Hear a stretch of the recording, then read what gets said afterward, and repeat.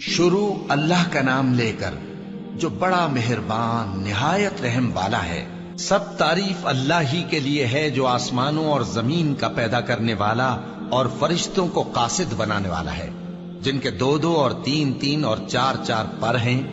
وہ اپنی مخلوقات میں جو چاہتا ہے بڑھاتا ہے، بے شک اللہ ہر چیز پر قادر ہے۔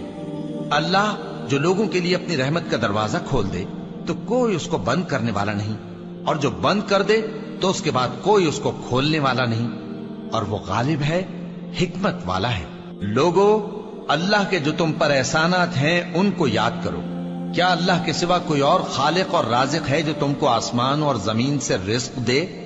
اس کے سوا کوئی معبود نہیں، پس تم کیسے الٹائے جاتے ہو؟ اور اے پیغمبر، اگر یہ لوگ تم کو جھٹلائیں تو تم سے پہلے بھی پیغمبر جھٹلائے گئے ہیں، اور سب کام اللہ ہی کی طرف لوٹائے جائیں گے۔